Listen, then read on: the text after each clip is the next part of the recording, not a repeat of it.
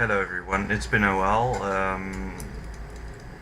I've been very bad at making videos lately, but I thought I had to make an exception today, and I wanted to talk to you about Cassie Jaye's Red Pill, the movie.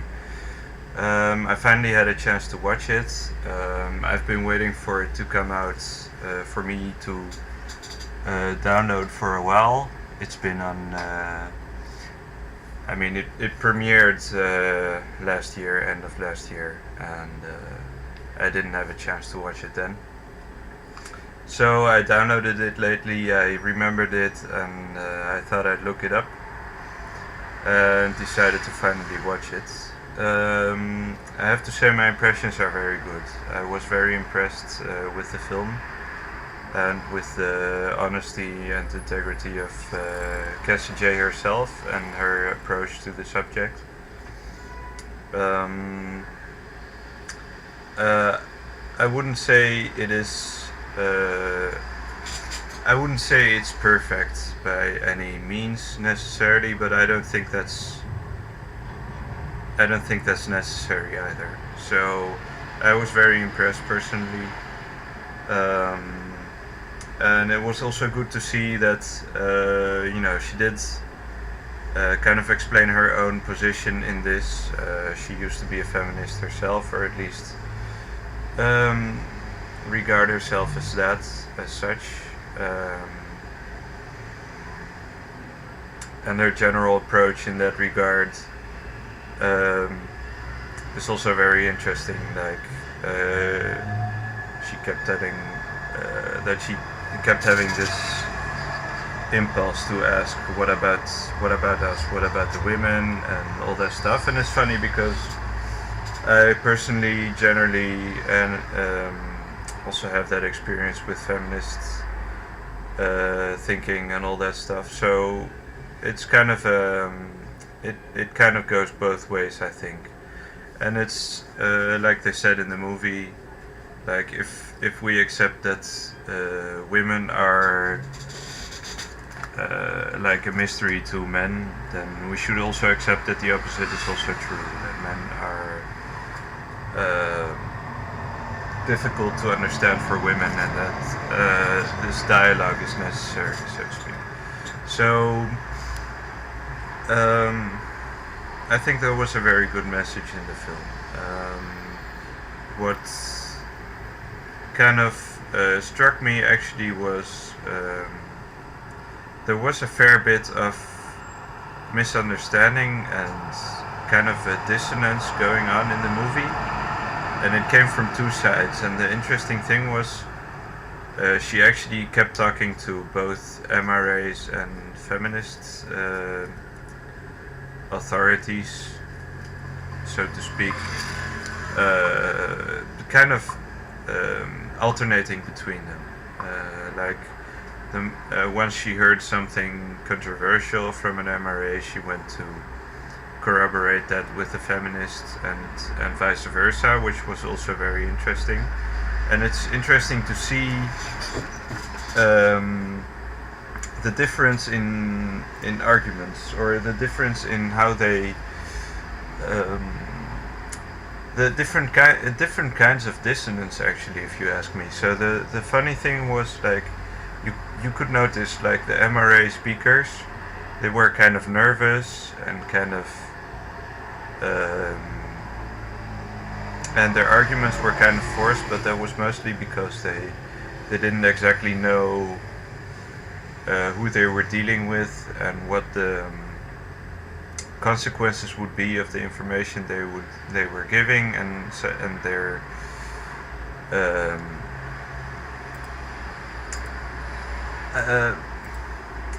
their arguments were kind of on the spot, and kind of sometimes kind of arbitrary. So, for example, the whole Boko Haram thing, that was kind of shoehorned in there because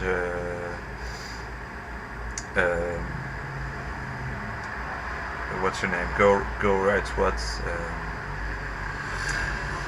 She mentioned that in any case. it was kind of spurious, but at the same time, Cassie Jaye did go through the trouble of researching that and actually found the articles they were talking about and corroborated everything they said, which kind of ameliorated that. But on the other hand, you have the dissonance from the feminist speakers, who were either totally defensive or passive aggressive, more likely, and insisting on the fact that yes, men are the perpetrators of domestic abuse or of whatever.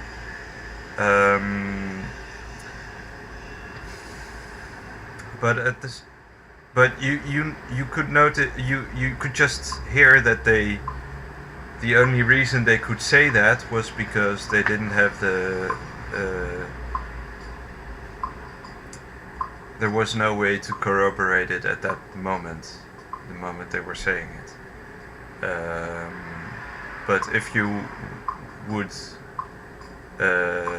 look that information up yourself, they would be proven wrong. And Cassie Jaye also did that, came to her own conclusions, which I found very interesting. And the second thing that I noticed was like her own dissonance in a sense. And it wasn't necessarily dissonance, it was just kind of she's a weird personality in a sense. I liked her approach. She was very how do you say,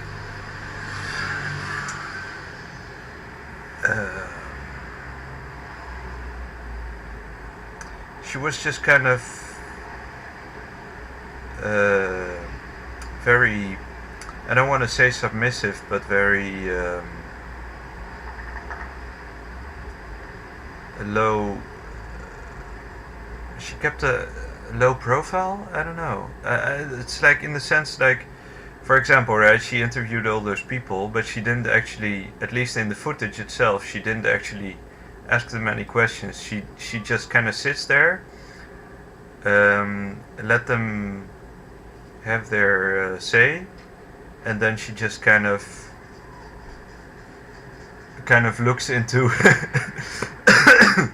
stares into the distance, and only once or twice she actually just kind of gave away a reaction or something to what had been said, and most of her reactions came afterwards, like in these video diaries she kept, which were kind of interesting as well. I mean, they had this dissonance because she kind of tried to struggle with the fact that she has to speak about something she has no idea of whatsoever, but she can't dismiss the facts either. Which gave this very kind of double-edged, but at the same time they were still endearing. There was still something very relatable about her, and it actually explains a lot about what feminists and women in general don't really understand about the MRA movement, which I, in a sense, I found very valuable. And at some point she even, like, she did show some reactions, right? She broke down in tears, like, at some point, and at least you could see that she was actually affected by the things that people were saying to her. And you could see the same thing with the MRAs themselves, right? They were very emotionally distraught about the things they were talking about from time to time, which was also very important to show on film. So all that I was very impressed with, and like her own kind of struggle with her disbelief was very very interesting. Now there are some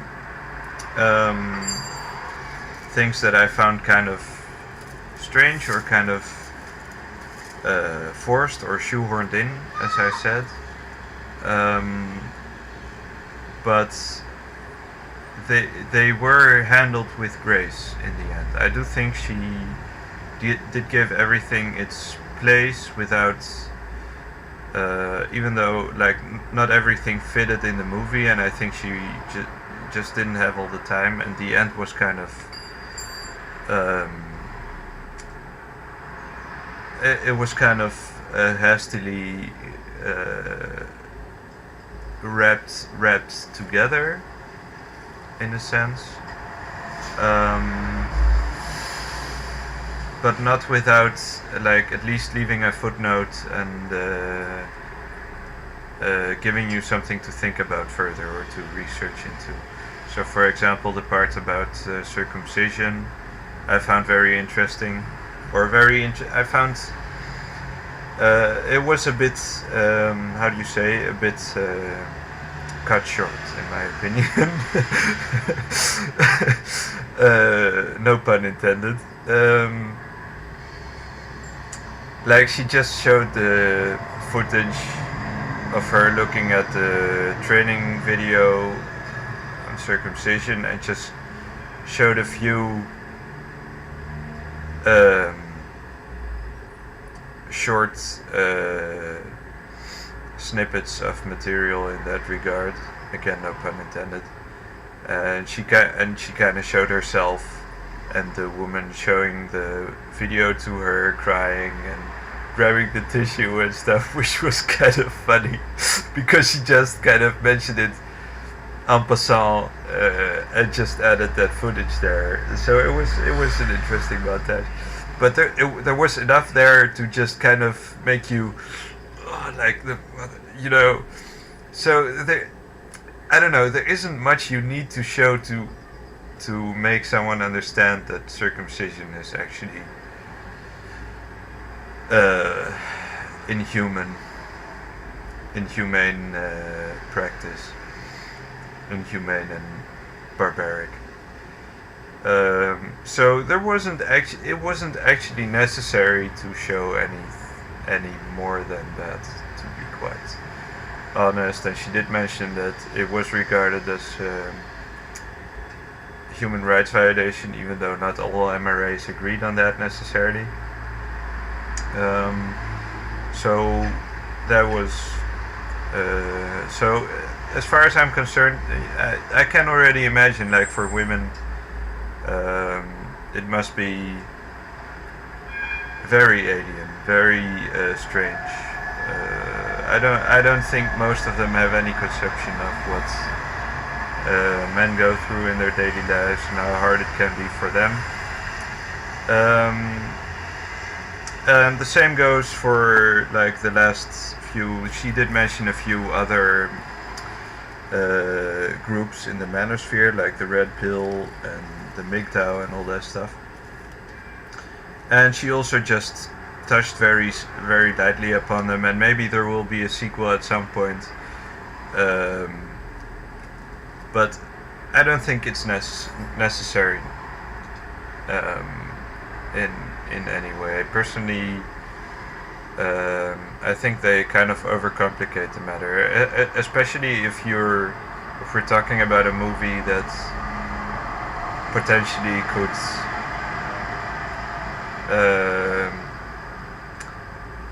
make like men's rights issues more approachable for feminists and women and all that stuff. So I think it did its job very well. I was very impressed, and I have to, and like the narrative worked. What impressed me most, and it actually jerked a few tears, and then it wasn't the only time in the movie. I'm very sensitive to that kind of thing, so if a movie makes me shed a tear or two, I'm actually usually pretty satisfied, because that means that the sentiments that expressed therein are real enough to affect me. So the interesting, so what actually affected me most was at the very end, when she said like, yeah, I don't know, like, how to solve this or what the answer is, like, but one thing's for sure, like, I no longer call myself a feminist. I was very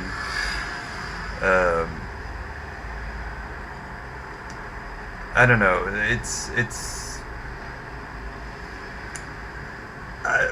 it really touched me at that point. I was very impressed by that statement, and I've heard that before, but I can understand how big of a deal that can be for women to say something like that, especially if it's been part of their career and something they've worked for so hard. So that brings me to the last part of what I wanted to talk about in this regard, which also ties in on what I was saying about the dissonance you could feel from both sides. Even though I do believe, at this point at least, or at that point, the men's rights movement was more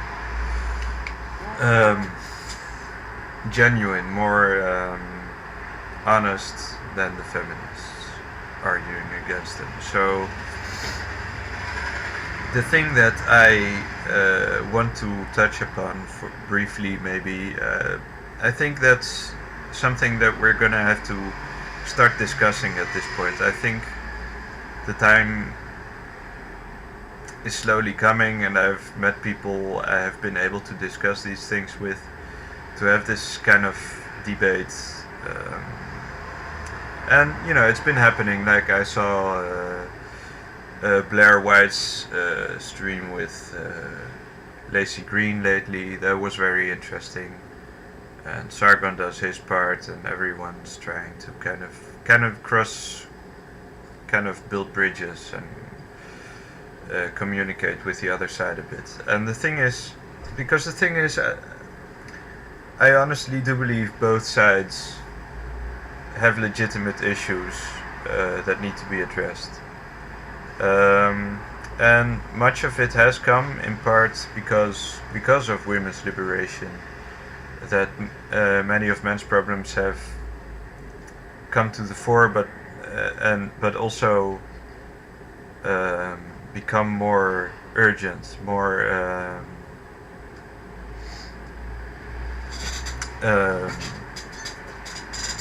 more serious as well. Like, for example, men were always regarded to be the breadwinners of society anyway, but even though women now are able to make careers, get educations, make careers, and do anything they want, in a sense,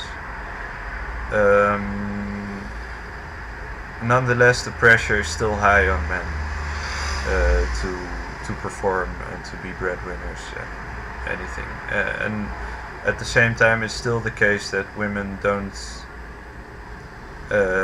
want to marry anyone unless they make more money than them, or at least as a rule.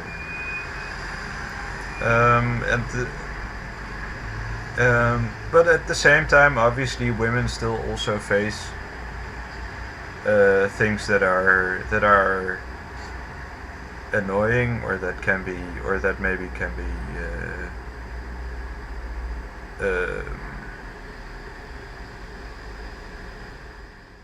difficult for them to deal with in any case.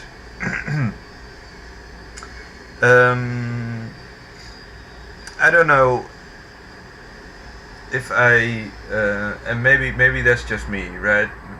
I don't know if those problems are equal. Maybe women's problems are worse in certain regards, and men's are worse in others. I think that is the case in a sense, but it's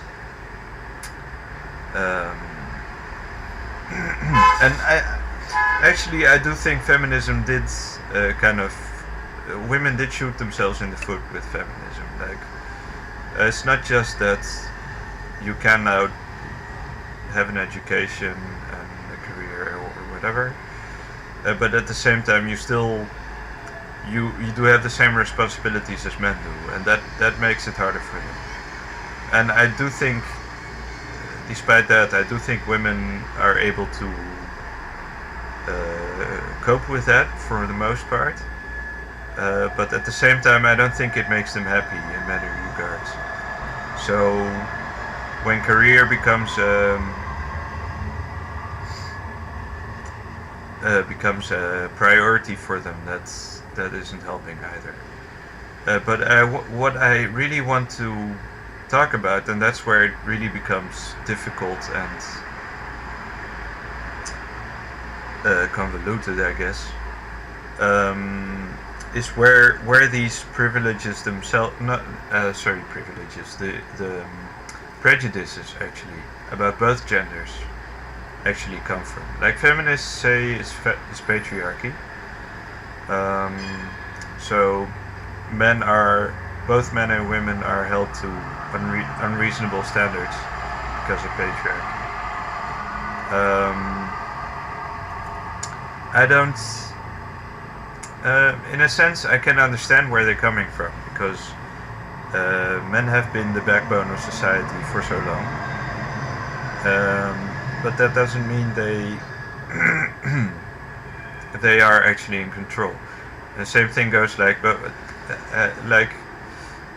only men, the only people that are in control are the higher classes, and even they have a certain hierarchy amongst them, right? There are things, and there have been, like also in the Middle Ages or wherever you look, where women did have control over their environment, over society. Oh, and they did that through their husbands. Like they were able to manipulate them to do their bidding. The same goes. So, and like even the highest echelons, right? Like, especially they were always married, or they were expected to get married, right? So if you were a king or a or a duke or whatever, you were expected to have offspring. So you were expected to marry into some important family, right, and continue your legacy. But at the same time, like a marriage like that was an alliance, right? You combined your powers, your wealth, and the family grew in that regard. So it's not like women, at least in the private sphere, didn't have influence over what was going to happen with that power.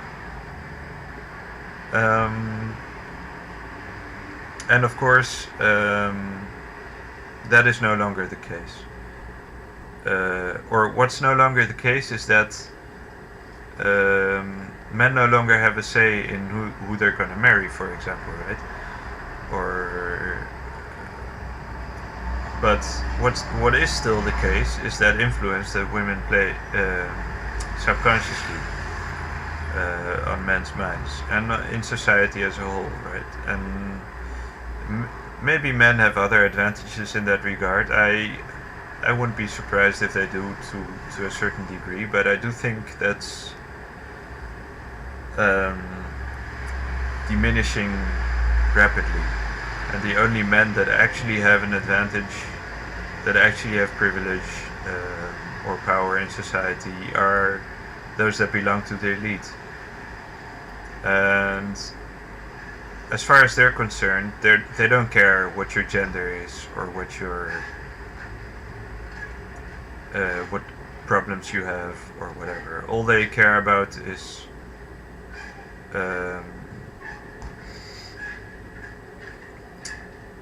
subverting. The thing is, all they care about is preserving their wealth, right? So they don't want people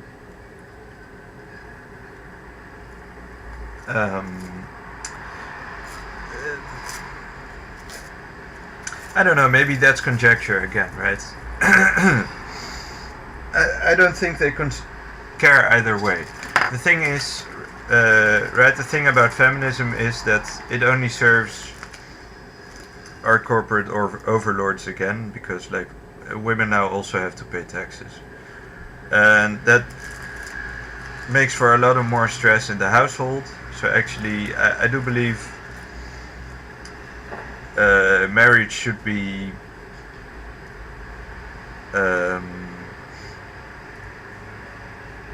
instituted in such a way as once you get married, you only have to pay taxes for one person, regardless of how you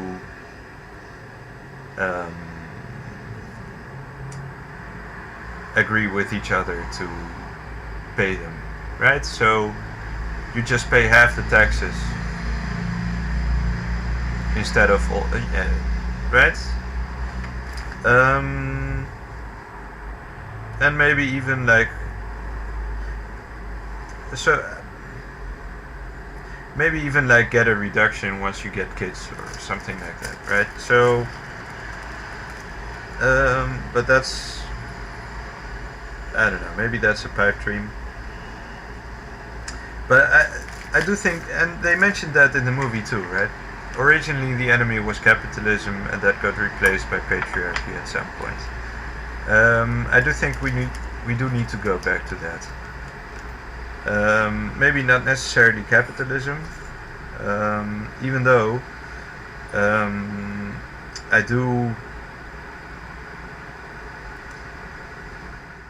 I don't like the fact that it has become like a go-to counter-argument at this point. Capitalism is not the same as patriarchy. I do believe it's a step towards a better. We are very close in that regard. Like living standards in general have improved to some degree. So that's all well and good. But there are still inequalities in capitalism that are inexcusable, and I think they would go a long way to ameliorate the gender disparity as well. Once we were able to solve that, and I really do believe like the rich need to be taxed higher.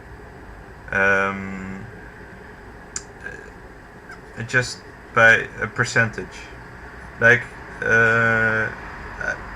I think you should keep the same actually, yeah, I think people should be taxed by a certain percentage, and automatically the rich will be paying a bit more, a fair share of what they're making. And I do believe, like, I do believe we need a basic income for everyone to just take off the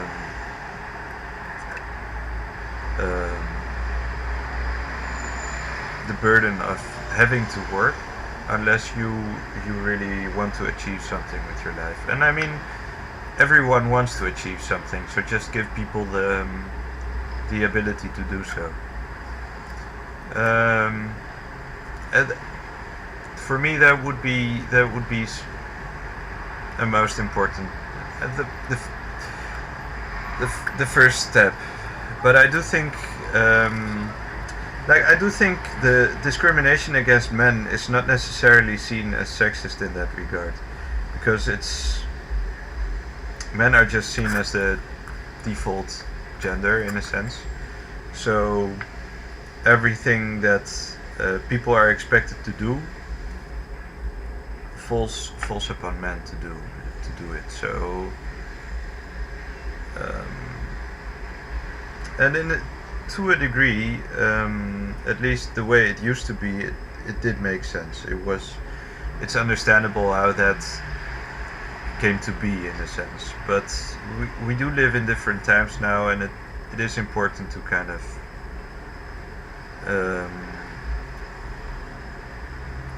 look for new ways, I guess, to implement men's capabilities. I think there's a lot that men still have to offer, right?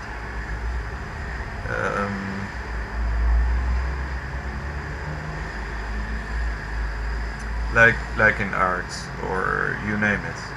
There's enough for us to do.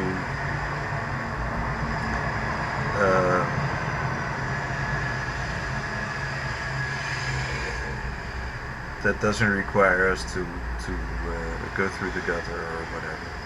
I don't know. I kind of got sidetracked now. I'm not sure if I'm making sense anymore.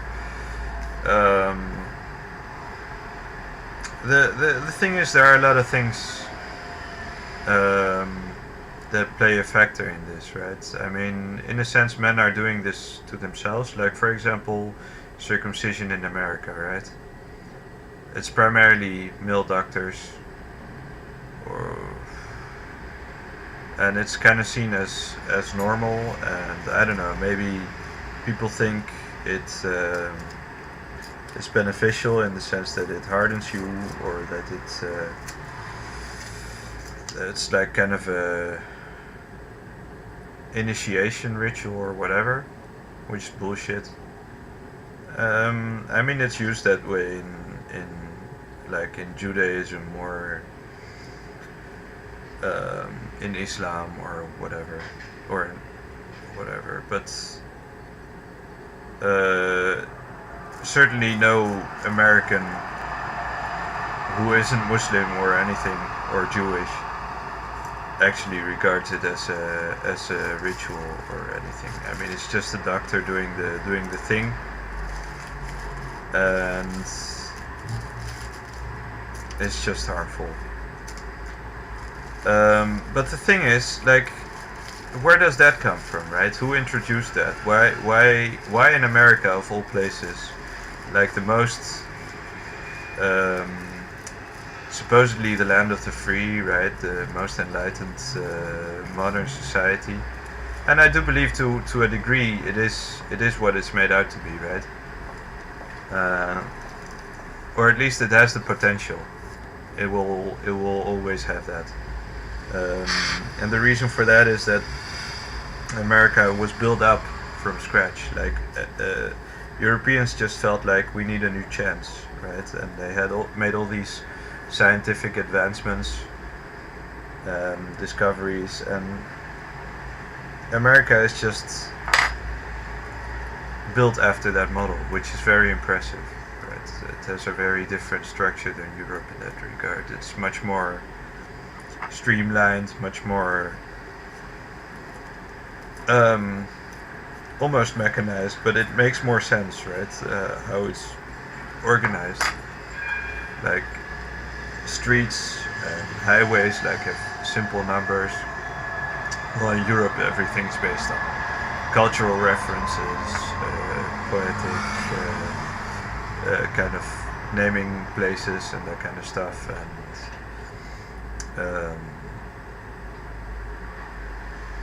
historical references and all that stuff.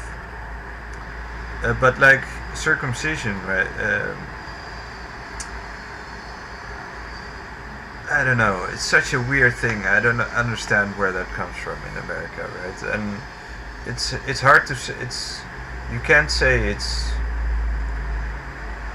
sexism against men in a sense. I mean, it is genital mutilation, right? So there's no mincing words there, and I don't think there's even one case of female genital mutilation in America, which is also strange. I mean, it's not strange. I mean, Jesus Christ! For if nothing else, it should be self-evident. It should that you just don't do that. So why are males circumcised, right? And I think a lot of it has to do with, like, the same thing with the eugenics program. in the past that also existed in America, sterilizing people if they were deemed unfit to have children. These practices, I think to a degree they were important, and they were just fads in those times, like I don't know, in the 50s, maybe earlier.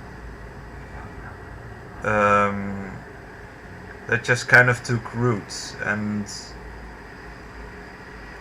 I think America has a lot of sorting out to do in that regard. Like, where do these ideas come from? I mean, and do we actually support them? Right? Is there a reason for us to act upon them? And I think in that regard, the movie is very important. It actually opens up a lot of space for discussion in that regard. So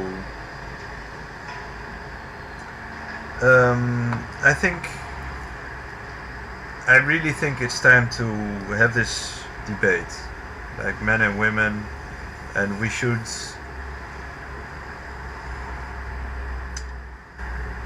start working together against the common enemy, which is our corporate overlords. It's as simple as that. I don't know. I really enjoyed the film. It was really heartwarming to see someone go through that journey, and from such a different perspective than my own, obviously, and be actually affected by it. So for what that's worth, I wholeheartedly recommend the movie to anyone who's interested in the subject, be it a feminist or whatever. Obviously, MRAs and people who have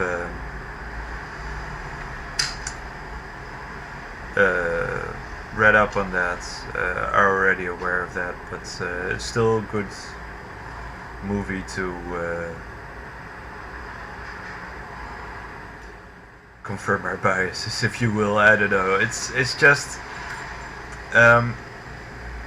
right. I don't think either the feminists or the MRAs still have the complete picture, and that's just because much of it has to do with legislature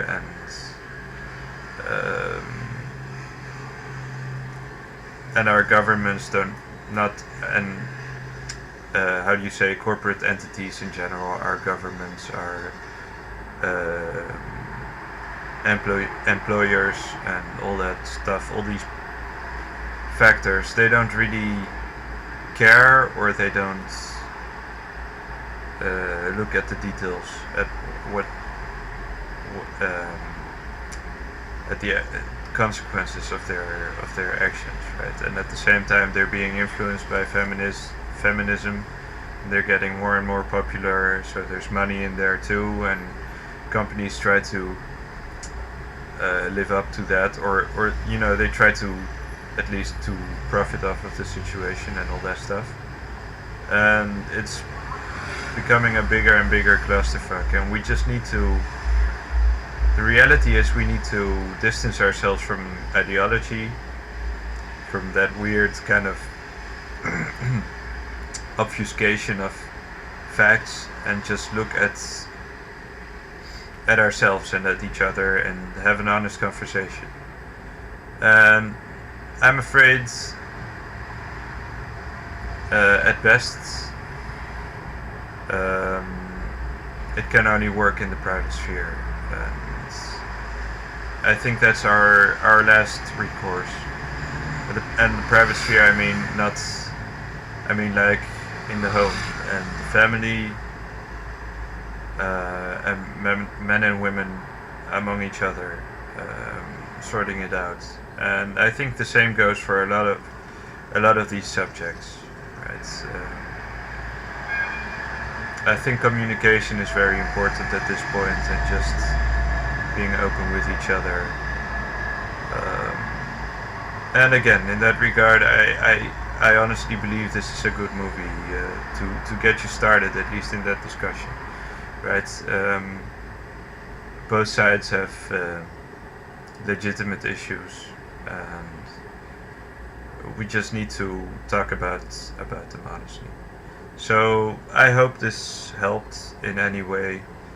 I'm sorry if I'm rambling, kind of losing track of my points here, but